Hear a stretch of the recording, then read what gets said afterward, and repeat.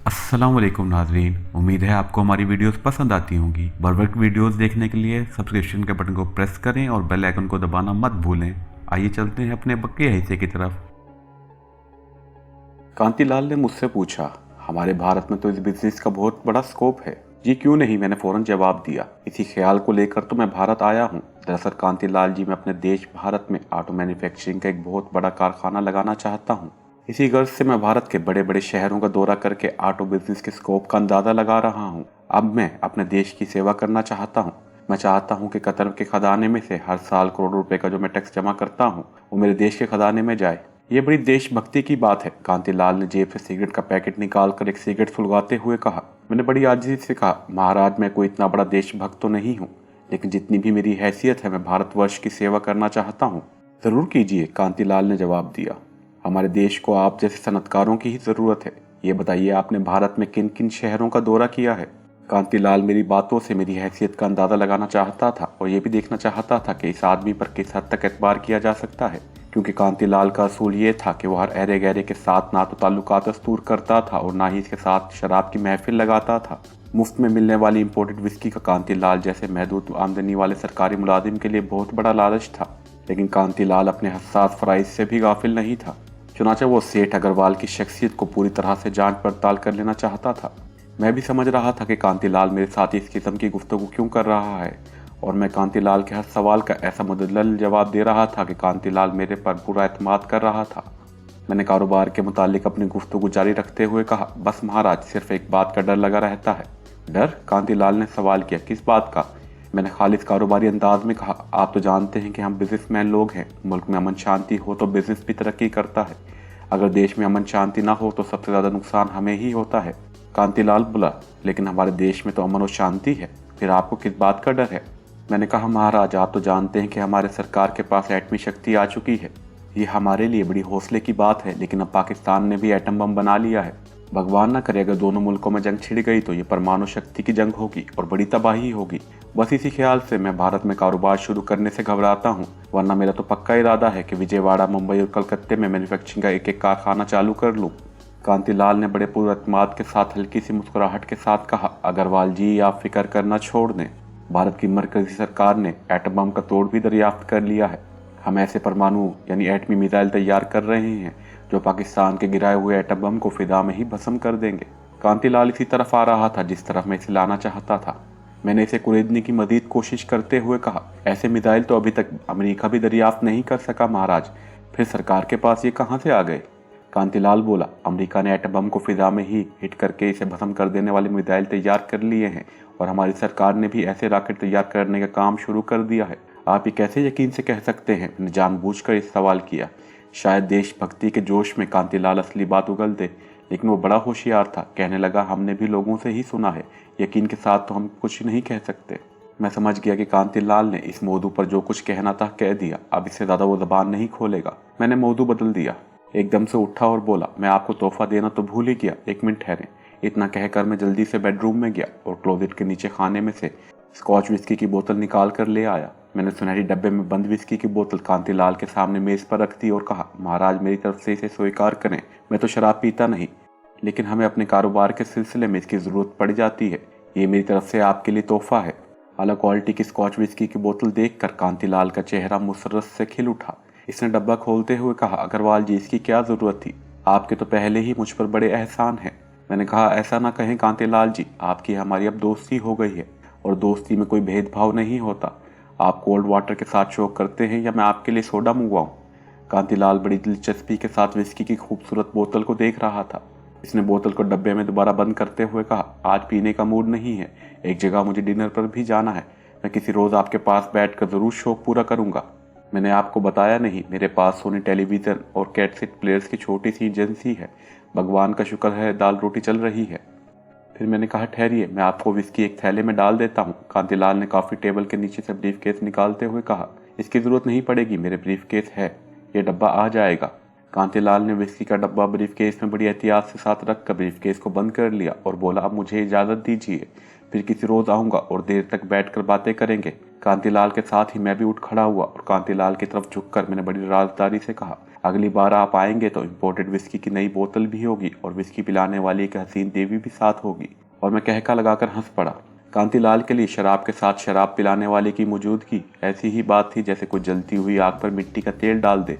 कहने लगा, देवदासी ना भी हो तो कोई बात नहीं अग्रवाल जी, हम तो सिर्फ आपकी मोहब्बत की खातिर आएंगे। मैं जानता था कि कांतिलाल झूठ बोल रहा है। अगर वो आएगा तो सिर्फ शराब और शराब पिलाने वाली देवदासी की वजह से आएगा, और मुझे यकीन था कि कांतिलाल बहुत जल्दी आएगा। कांतिलाल मुझे गले लगाकर मिला और बड़ा खुश खुश चला गया। मैंने दरवाज़ा बंद किया और सोफे में धंस कर इन बातों पर गौर करने लगा जो कांतिलाल से हुई थी।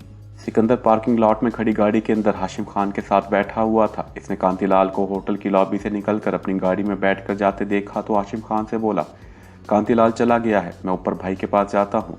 और सिकंदर ऊपर मेरे पास आ गया। इसने आते ही दरवाज़ा जोर से बंद कर दिया और मुझसे पूछा, सर कोई बात बनी? मैंने सिकंदर को अव्वल से आखिर तक जो बातें कांतिलाल से हुई थी बता दी और ये भी कहा कि गैर मुल्की बरामदशुदा विस्की का तोहफा इसने बड़ी खुशी से ले लिया था। सिकंदर कहने लगा, आपने कांतिलाल से जो देवदासी का जिक्र किया है तो इस सिलसिले में मुराद खान को इतला देनी ज़रूरी है ताकि शहर की आला सोसाइटी की पेशावर औरतों में से किसी का इंतजाम कर लिया जाए। ये इतला तो मुराद खान को तुम ही दे सकते हो, मैंने कहा। सिकंदर कहने लगा, हाशिम खान गाड़ी में मौजूद है, हम अभी मुराद खान के पास जाकर इन्हें सारी बात बताते हैं। मैंने कहा, अगर तुम मुराद खान को मेरे पास ले आओ तो मैं इससे ज़बानी बात करना चाहता हूँ।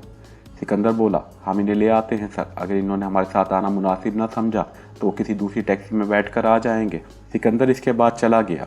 मैंने खाना मंगवा कर खाया। मैं कॉफ़ी पी रहा था कि मुराद खान का टेलीफोन आ गया। कहने लगा, महाराज मैं आ रहा हूँ, आपसे बिजनेस के बारे में बड़ी ज़रूरी बात करनी है। मैंने जवाब दिया, ज़रूर आए महाशय जी, लेकिन मैं आपको 15-20 मिनट से ज़्यादा टाइम नहीं दे सकूँगा। मुराद खान की आवाज़ आई, मेरे लिए आपके 10-15 मिनट भी बहुत हैं अग्रवाल जी, आपकी बड़ी कृपा है। थोड़ी देर बाद मुराद खान आ गया। इसने विजयवाड़ी के सेठों जैसा लिबास यानी सिल्क का कुर्ता पजामा पहन रखा था। गले में सोने की जंजीर भी थी। वो मेरे सामने सोफे पर बैठ गया और मुझसे पूछा कि कांतिलाल के साथ क्या बातें हुई हैं। मैंने सारी बातें बयान कर दी। मैंने इसे गैर मुल्की विस्की की बोतल का तोहफा दिया तो वो बहुत खुश हुआ, और जब मैंने ये दाना डाला कि अगली बार आप आएंगे तो आपके लिए विलायती विस्की भी होगी और विस्की पिलाने वाली एक हसीन देवदासी भी होगी, तो कांतिलाल की आंखें खुशी से चमक उठी। मुराद खान ने पूछा, इसने आने की कोई डेट तो तय नहीं की? मैंने कहा, नहीं, डेट तो कोई तय नहीं की, लेकिन शराब और औरत का लालच कांतिलाल को ज़्यादा रुकने नहीं देगा। कोई पता नहीं कल ही इसका फ़ोन आ जाए। मुराद खान कुछ सोच रहा था। कहने लगा, कोई बात नहीं, हम अपने आदमियों को इत्तला कर देंगे। देवदासी की जिस वक्त भी ज़रूरत होगी वो यहाँ तुम्हारे कमरे में पहुँच जाएगी। तुम सिर्फ सिकंदर को बता देना कि कांतिलाल आज रात आ रहा है, वो हमें खबर कर देगा और सारा इंतज़ाम हो जाएगा। मुराद खान कुछ देर बैठने के बाद चला गया। दूसरा दिन भी गुजर गया। कांतिलाल का कोई फ़ोन ना आया। मैं होटल में ही रहा। इससे अगले दिन दोपहर के बाद कांतिलाल का फ़ोन आ गया। कहने लगा, अग्रवाल जी, आज शाम को आपका क्या प्रोग्राम है? मैंने फ़ौरन कहा, महाराज आज इत्तेफाक से मेरा कोई प्रोग्राम नहीं, आप पधार रहे हैं, बल्कि खाना भी मेरे साथ ही खाएं। कांतिलाल की आवाज़ आई कि आप कहते हैं तो मैं आ जाऊंगा। मैंने कहा, ज़रूर आइए, मुझे बड़ी खुशी होगी। कांतिलाल ने कहा, मैं रात के 9 बजे तक पहुंच जाऊंगा, मैं आपका इंतज़ार करूंगा। मैंने कहा और फ़ोन बंद कर दिया।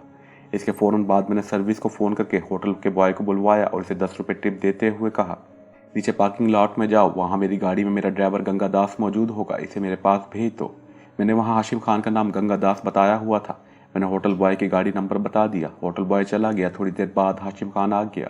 मैंने हाशिम खान को अपने पास बिठाकर सारी बात बताई और कहा, तुम इसी वक्त मुराद खान के पास जाओ और इसे अपने साथ लेकर यहाँ आ जाओ, ये बहुत ज़रूरी है। हाशिम खान बोला, मैं अभी से जाकर ले आता हूँ, मुझे मालूम है वो इस वक्त कहाँ होगा। हाशिम खान चला गया और मैंने मुराद खान का इंतज़ार शुरू कर दिया। इस वक्त दोपहर के 3 बजे थे। 3:45 बजे के करीब मुराद खान आ गया। मैंने कहा, कांतिलाल का फ़ोन आया था, वो आज रात 9 बजे आ रहा है, देवदासी का मौजूद होना ज़रूरी है। मुराद खान बोला, देवदासी पहुंच जाएगी, इंपोर्टेड विस्की तो तुम्हारे पास है ना? एक बोतल पड़ी हुई है, मैंने कहा। मुराद खान ने कहा, मैं सिकंदर के हाथ एक और बोतल भिजवा दूंगा। मैंने पूछा, आज के ड्रामे में मुझे किस नौयत का किरदार अदा करना होगा? मुराद खान कहने लगा, तुम्हें कांतिलाल के खुश इखलाक मेज़बान के किरदार अदा करना होगा। तुम सिर्फ इसके आराम और आसाइश का ख्याल रखोगे। ये हमारे मंसूबे का दूसरा मरहला है। इस मरहले से हमें सिर्फ यही फ़ायदा पहुंचेगा कि कांतिलाल हमारे बिछाए हुए जाल में और ज़्यादा फंस जाएगा और इसे यकीन हो जाएगा कि अग्रवाल का बेडरूम इसकी मोहताद अय्याशी के लिए एक महफूज जगह है, और ये कि अग्रवाल इसका ऐसा दोस्त है जिस पर भरोसा किया जा सकता है और जिसे कांतिलाल से कोई गर्ज और कोई मतलब नहीं है। तुम्हारा असल काम हमारे मंसूबे के तीसरे मरहले में शुरू होगा। यही वो मरहला है जिसकी खातिर हमने ये सारा जाल बिछाया है और सारा ड्रामा खेला है। मैंने पूछा, ये तीसरे मरहले की खास बात क्या होगी? मुराद खान बोला, ये तुम्हें तीसरे मरहले के शुरू होने से पहले बता दी जाएगी। अब मैं जाता हूँ। मुराद खान ने घड़ी पर एक निगाह डाली और कहने लगा, देवदासी तुम्हारे पास रात के 8-9 बजे तक पहुंच जाएगी। मैंने पूछा, इसी के साथ इसका कोई मुहाफिज भी होगा क्या? मुराद खान ने कहा, जो देवदासी 9 बजे आ रही है इसका ताल्लुक आला तबके के मॉडर्न पेशावर क्लास से है। ये औरतें अपने तौर पर अपनी मर्जी से ये धंधा करती हैं और भारत की ऊंची सोसाइटी में इस किस्म के धंधे को मायूब नहीं समझा जाता, बल्कि इससे मुल्क की ऊंची सोसाइटी के कल्चर में शुमार किया जाता है। ये देवदासी तुम्हारे पास अकेली आएगी। इसका नाम क्या है? मैंने पूछा। मुराद खान ने कहा, ये मुझे खुद मालूम नहीं, वो खुद ही आकर तुम्हें बताएगी। तुम्हारा काम ये होगा कि तुम कांतिलाल और देवदासी को ज़्यादा से ज़्यादा तन्हाई का मौका दो ताकि कांतिलाल तुम्हें अपना बेहतरीन और काबिल एतमाद दोस्त समझे। हमारा इस वक्त एक ही मकसद है कि कांतिलाल का तुम पर एतमाद हासिल किया जाए। तुम पर इसका जितना ज़्यादा एतमाद होगा, हमारे मिशन की कामयाबी के इम्कानात इतने ही ज़्यादा रोशन हो जाएंगे। इसके अलावा तुम्हें एक फ़ोटो कैमरा भी पहुंचा दिया जाएगा। एक माचिस के साइज़ का इंतहाई ताकतवर फ्लैश कैमरा होगा। अगर हो सके तो तुम किसी तरीके से कांतिलाल की देवदासी के साथ आलम सरूर में एक फ़ोटो उतार लोगे। ये फ़ोटो किस लिए? मैंने पूछा। मुराद खान बोला, ये सिर्फ हम एहतियात के तौर पर करेंगे ताकि अगर कोई चाराकार बाकी ना रहे तो हम कांतिलाल को ब्लैकमेल करके इससे अपने मतलब की मालूमात हासिल कर सकें। ठीक है, मैंने कहा। मुराद खान जाने लगा तो दरवाजे के करीब आकर बोला, ये सारा काम तुमने बड़ी होशियारी से करना है।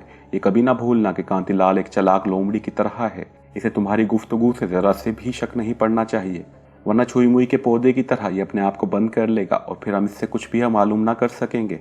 मैंने कहा, मैं इस बात को हर लम्हा अपने पेश नज़र रखूंगा। सिकंदर अली तुम्हें इंपोर्टेड विस्की और कैमरा दे जाएगा। मैं कल तुम्हें फ़ोन करूंगा। खुदा हाफिज। मैंने कहा, खुदा हाफिज। मुराद खान चला गया। इसके जाने के कोई 1.5 घंटे बाद सिकंदर कैमरा और इंपोर्टेड विस्की लेकर आ गया। मैंने दोनों चीज़ें अपने बेडरूम के क्लोजेट में रख दी, जहाँ मेरे कपड़े वगैरह लटके हुए थे। ड्राइंग रूम में आकर मैंने नीचे से काफ़ी मंगवाई और बैठकर बाद अहम अमूर पर तबादला ख्याल करने लगा। रात 8:33 पर कांतिलाल का फ़ोन आ गया। कहने लगा, अग्रवाल जी, मैं होटल की लॉबी में हूँ, अगर आप इजाज़त दें तो मैं ऊपर आ जाऊँ। मैंने कहा, महाराज आप कैसी बातें करते हैं? आप हमारे दोस्त हैं, हमारे मेहमान हैं, फ़ौरन ऊपर तशरीफ़ ले आएँ। मैं तो आपके इंतज़ार में ही बैठा हूँ। शुक्रिया शुक्रिया अग्रवाल जी, कांतिलाल ने हंसते हुए कहा और फ़ोन बंद कर दिया। मैं सिकंदर से कहने लगा, वो आ गया है। शराब के अलावा आज देवदासी के प्रोग्राम ने इसे मामूल से ज़्यादा बेचैन किया है। वो वक्त से आधा घंटा पहले ही आ गया है। तुम नोटबुक निकाल कर जो मैं बोलूँ इसकी नोटेशन लेते जाना। ब्रीफकेस सिकंदर अपने पास ही रखता था। इसने फ़ौरन ब्रीफकेस में से नोटबुक निकाली और बॉल पॉइंट लेकर बैठ गया। चंद लम्हों के बाद दरवाजे पर दस्तक हुई और कांतिलाल सामने खड़ा हाथ छोड़कर प्रणाम कर रहा था। वो अपने साथ फूलों का गुलदस्ता भी लाया था। कहने लगा, अग्रवाल जी, ये आपके लिए कमरे की ब्यूटी को बढ़ाएगा। शुक्रिया कांतिलाल जी। मैंने गुलदस्ता लेकर गुलदान में लगा लिया और कांतिलाल से कहा, आप तशरीफ़ रखें, मैं अपने सेक्रेटरी को 1-2 ज़रूरी पॉइंट्स लिखवा दूँ। ज़रूर ज़रूर महाराज। ये कहकर कांतिलाल सोफे पर बड़े आराम से बैठ गया।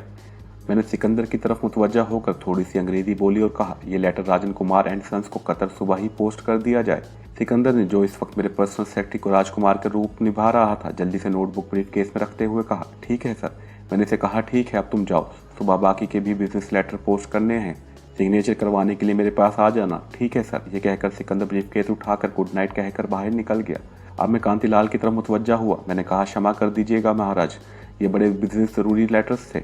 आपको तो मालूम ही है कि हम कारोबारी लोग हैं, हमारी मसरूफियत सुबह से रात तक जारी रहती है। और सुनाए आप कैसे हैं? ये जुमले मैंने अंग्रेजी में कहे थे। कांतिलाल ने उर्दू में जवाब दिया, परमात्मा का शुक्र है। एक बात यहाँ ज़रूर याद रखी जाए कि हैदराबाद दक्कन के आसपास के इलाके में आज भी हिंदू लोग बड़ी साफ़ सुथरी उर्दू बोलते हैं और इस उर्दू में हिंदी भाषा के अल्फाज बहुत कम होते हैं। अब मैंने भी उर्दू बोलनी शुरू कर दी। मैंने पूछा, विलायती विस्की पसंद आई आपको? कांतिलाल ने जवाब दिया, अग्रवाल जी, बहुत आला विस्की थी। इसकी सबसे बड़ी ये खूबी थी कि 50 साल पुरानी थी। आपने शायद पढ़ा नहीं था, इसके ऊपर लिखा हुआ था कि इसे 50 साल तक ओक दरख्त की लकड़ी के सिल में बंद कर रखा गया था। मैंने हंसकर कहा, अरे महाराज, हमारी किस्मत में देवताओं का ये सोमरस नहीं है। कांतिलाल ने आधारा मजाक कहा, मैं तो आपको मशवरा दूंगा कि कारोबार की जहनी मसरूफियत के बाद रात को देवताओं के सोमरस के 2 पैग ले लिया करें, इससे आपका जहन बिल्कुल फ्रेश हो जाएगा। मैंने कहा, अरे महाराज, हमारी बात छोड़िए, आपके लिए मैंने एक और बोतल मंगवा कर रखी हुई है। कांतिलाल बहुत खुश हुआ, कहने लगा, इसके दर्शन तो कराएं। मैं बेडरूम के क्लोजेट से एक बोतल निकाल कर ले आया। कांतिलाल ने बोतल को देखा तो इसके चेहरे पर रौनक आ गई। कहने लगा, आज भी यही चलेगी? मैंने मुस्कुराते हुए कहा, आपकी देवदासी भी तो आ रही है, आज वो आपकी खातिर मदारत करेगी। कांतिलाल हल्का सा कहका लगाकर हंस पड़ा। कहने लगा, अग्रवाल जी, आप मेरे लिए इतना कुछ कर रहे हैं, मुझ पर भी तो आपके पहले से बड़े एहसान हैं, मैं इसका बदला कैसे चुका सकूंगा? मैंने कांतिलाल का आगे बढ़कर हाथ दबाते हुए कहा, छोड़े कांतिलाल जी, इसकी कोई ज़रूरत नहीं है। कहिए, मैं आपके लिए क्या मंगवाऊँ? काफ़ी है ठंडा। कांतिलाल बोला, काफ़ी मंगवा लीजिए। जो आ गया महाराज। ये कहकर मैंने इसी वक्त सर्विस का नंबर डायल करके अपने कमरे में 2 कॉफ़ी और कुछ चिकन सैंडविच का ऑर्डर दे दिया। इसके बाद मैंने विजयवाड़ा के मौसम और फिर भारत में ऑटो मैन्युफैक्चरिंग के स्कोप की बातें शुरू कर दी। मैं कांतिलाल पर अपना असर डालने की कोशिश कर रहा था ताकि सिवाय अपने कारोबार के किसी और शय से मुझे कोई दिलचस्पी नहीं है। इतने में टेलीफोन की घंटी बजी। मैंने रिसीवर उठाया तो नीचे से काउंटर गर्ल ने कहा, सर आपसे रागनी मेहरा नाम की खातून मिलने आई हैं। मैं समझ गया कि देवदासी ही हो सकती है। मैंने कहा, हाँ प्लीज इन्हें मेरे कमरे में भेज दें। Okay sir. मैंने रिसीवर रखते हुए कांतिलाल की तरफ देखकर कहा, लीजिए महाराज आपकी देवदासी आ गई है। ये तो बहुत अच्छा हुआ, कांतिलाल ने खुश होकर कहा। चंद लम्हों के बाद दरवाजे पर आहिस्ता से दस्तक हुई। मैंने कहा, कम इन। दरवाजा खुला और एक नौजवान खूबसूरत लड़की अंदर दाखिल हुई। इसके बाल सुनहरी किए हुए थे, सियाह रेशमी स्कर्ट, बिलो रंग की खुले गिरेबान वाली कमीज पहन रखी थी, हाथ में पर्स था, चेहरे पर खूब मेकअप किया हुआ था। गुड इवनिंग सर कहने के बाद वो बोली, सर मुझे जीसी अग्रवाल जी से मिलना है। मैंने कहा, मैं जीसी अग्रवाल हूँ, आ जाएं, यहाँ बैठो। वो सोफे पर बैठ गई। कहने लगी, मुझे किशन कपूर जी ने भेजा है। मुराद खान ने मुझे बताया था कि वो देवदासी को अपना नाम किशन कपूर ही बताएगा। समझ जाना कोई देवदासी है। मैंने मुस्कुराते हुए कहा, श्रीमती जी मैं समझ गया हूँ, आप शांत होकर बैठें। कहिए आपके लिए क्या मंगवाया जाए। देवदासी ने, जिसका नाम रागिनी मेहरा था, अपना पर्स काफी टेबल पर रखते हुए कहा, मैं तो इस वक्त सिर्फ स्कॉच विस्की पीती हूँ, स्कॉच मंगवा दीजिए। देवदासी समझ गई थी कि इसे जिस माहौल में भेजा गया है वो इस माहौल में है। चुनाचा बेतकल्लुफ हो गई थी। यहाँ इसे शर्म हया से काम लेने की जरूरत नहीं थी। वैसे भी इसका चेहरा बता रहा था कि वो पेशावर औरत है और शर्म हया नाम की इसमें कोई चीज नहीं है।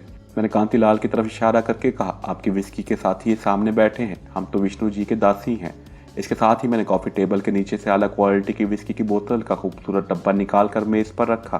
देवदासी ने अपने पर्स में से सिगरेट का पैकेट निकाल कर एक सिगरेट सुलगा लिया। विस्की की बोतल पर एक नजर डालकर बोली, ये तो बड़ी नायाब विस्की है। मैंने हंसकर कहा, देवी जी आपको हमारे यहाँ भगवान ने चाहा तो हर शय नायाब ही मिलेगी। कांतिलाल ने मेरी गुफ्तगू के दौरान देवदासी को अपना नाम बताने से मना कर दिया था। चुनाचे मैंने कांतिलाल से देवदासी का कोई तारुफ न करवाया। तारुफ की जरूरत भी नहीं थी। कॉफी और सैंडविचेज आ गए। देवदासी बोली, मैं कॉफी बनाऊंगी। वो बड़ी जल्दी बेतकल्लुफ हो गई। इसने कांतिलाल की तरफ देखकर कहा, श्रीमान आपके लिए चीनी कितनी डालूं? कांतिलाल ने कहा, सिर्फ आधा चम्मच। और आप श्रीमान? देवदासी ने मुझसे पूछा। मैंने कहा, मुझे भी आधा चम्मच ही डाल दो। आधा घंटा कॉफी के साथ में शुगर चलता रहा। इसके साथ देवदासी ने कहा, मेरा ख्याल है हमारे विस्की पीने का वक्त हो गया है। कैबिनेट पर शीशे का एक जग और शीशे के बड़े खूबसूरत गिलास पड़े थे। देवदासी ने गिलास और जग टेबल पर रख दिया। इसने मुझसे पूछा, सर आप पानी के साथ पसंद करेंगे या सोडे के साथ? मैंने कहा, देवी जी मैं तो ड्रिंक नहीं करता, मेरे दोस्त श्रीमान जी से पूछ लें। कांतिलाल ने देवदासी से कहा, प्लेन सोडा ठीक रहेगा। मैंने देवदासी से कहा, रेफ्रिजरेटर में प्लेन सोडा मौजूद है। देवदासी रागिनी मेहरा ने उठकर फ्रिज का दरवाजा खोला। ये छोटा सा फ्रिज सिर्फ पानी और मशरूबात ठंडा करने के लिए बनाया गया था। देवदासी इसमें से अपने लिए कोका कोला की बोतल और कांतिलाल के लिए प्लेन सोडे की बोतल निकाल कर ले आई। फिर इसने बड़ी खास अदा के साथ कांतिलाल की तरफ मुस्कुराते हुए देखकर डब्बा खोलकर इसमें से विस्की की बोतल निकाली, मरोड़ कर इसका ढक्कन खोला और 2 गिलासों में थोड़ी थोड़ी विस्की डालकर अपने गिलास में कोका कोला और कांतिलाल के गिलास में प्लेन सोडा वाटर मिला लिया। फिर कांतिलाल का गिलास इसकी तरफ बढ़ाते हुए पेशेवराना मुस्कुराहट के साथ कहा, जाम हाजिर है, पीजिए साहब। कांतिलाल ने गिलास थाम लिया था। उन दोनों ने अपने अपने गिलास एक दूसरे से टकराए और चेयर्स कहकर विस्की का एक एक घूंट पिया और गिलास मेज पर रख दिए। देवदासी ने सिगरेट सुलगा लिया। कांतिलाल ने भी सिगरेट सुलगा लिया और गुफ्तगू शुरू हो गई। देवदासी ने मुंबई की फिल्मों का जिक्र छेड़ दिया। जाहिर है अब वहाँ बेकार ही गुफ्तगू हो सकती थी। मैं भी इस गुफ्तगू में शरीक हो गया। देवदासी कहने लगी, मुझे माधुरी दीक्षित बहुत पसंद है। आपको कौन सी हीरोइन पसंद है? आपने अभी तक मुझे अपना नाम नहीं बताया। देवदासी ने कांतिलाल को मुखातिब होकर कहा। कांतिलाल कम बोल रहा था। इसने कुछ शर्माते हुए कहा, मेरा नाम जगदीश राय है। देवदासी बड़ी बेबाकी से बातें कर रही थी। शायद ये इसके पेशे का तकादा था। इसने अपना हर सवाल दोहराया तो कांतिलाल ने बोला, मुझे फिल्में देखने का ज्यादा शौक नहीं है, कभी वक्त मिले तो देख लेता हूँ। वैसे मुझे भी माधुरी दीक्षित बहुत पसंद है, अच्छी अदाकारी करती है। देवदासी ने दूसरा पैक बनाकर कांतिलाल को दिया। मैं देखा कि देवदासी कांतिलाल का दूसरा पैक डबल बनाया था जबकि अपना सिंगल बना रही थी। शायद इसलिए कि वो यहाँ धंधा करने आए थे, लेकिन कांतिलाल भी शराब पीने में बड़ी एहतियात से काम ले रहा था। जब तक देवदासी ने दूसरा सिंगल पैक पिया, कांतिलाल का गिलास भी आधा था। देवदासी ने कहा, राय साहब आप गिलास खाली करें ना, ताकि आपके लिए एक और जाम बनाऊं। कांतिलाल ने गिलास में से एक घूंट भरा और गिलास मेज पर रखकर कहा, रागिनी जी मैं शराब पीने में बड़ा सुस्त हूँ। देवदासी ने अपने लिए तीसरा पैक बनाया और नया सिगरेट सुलगा लिया। 2 पैक पीने के बाद देवदासी बेतकल्लुफ हो गई थी। मेरी तरफ तो इसका बिल्कुल ध्यान ही नहीं था। इसकी सारी तवज्जो कांतिलाल की तरफ थी, क्योंकि वो समझ गई थी कि इसे कांतिलाल के ही लिए मंगवाया गया है। वो उठकर कांतिलाल के साथ सोफे पर बैठ गई। इस वक्त मुझे महसूस हुआ कि कांतिलाल वाकई इस किस्म की बातों में बेहद मोहतात है। वो जरा सा सिमट गया, मगर देवदासी अपने मूड में थी। इसने अपने गिलास में से विस्की के मजीद 3-4 घूंट पिए और कांतिलाल के काले और थोड़े थोड़े सफेद बालों में उंगलियां फेरने लगी। राहे साहब, आपके बाल बड़े खूबसूरत हैं। कांतिलाल मजीद शर्माने लगा। देवदासी ने कांतिलाल का आधा भरा हुआ गिलास उठाकर इसके होंठों के साथ लगाया और हंसते हुए बोली, इतनी हाई क्लास विस्की आपके सामने पड़ी है और आप इसे पी नहीं रहे। मैं खुद आपको पिलाती हूँ। अब कांतिलाल इसे पीने पर मजबूर हो गया। इसने आधा गिलास भी खाली कर दिया। मैं ये सारा खेल एक तमाशाई की हैसियत से देख रहा था और किसी किसी वक्त इन बातों में शरीक भी हो जाता था। जब वो दोनों 4-4 पैक पी चुके तो कांतिलाल ने मुझसे कहा, अग्रवाल जी खाना मंगवा लें, मुझे भूख महसूस हो रही है। देवदासी ने अपना सिगरेट एस्ट्रे में बुझाते हुए कहा, I am also feeling hungry, मतलब मुझे भी भूख लग रही है। मैंने इसी वक्त 3 आदमियों को खाना ऊपर भिजवाने का ऑर्डर दे दिया। खाना आ गया। खाने के बाद भी देवदासी ने एक एक सिंगल पैक बनाया और एक गिलास कांतिलाल की तरफ बढ़ाते हुए कहा, राय साहब इसको पी जाएं, मेरे खातिर ये देवताओं का सोमरस है। कांतिलाल वो गिलास भी पी गया। उम्मीद है आपको हमारी वीडियो पसंद आई होगी। आपके सामने स्क्रीन पर हमारे दूसरे चैनल का लिंक है, काइंडली इसको भी सब्सक्राइब करें और इस चैनल की वीडियोस पर अपने फीडबैक से आगाह करें। आपकी हौसला अफजाई और सपोर्ट का बहुत शुक्रिया।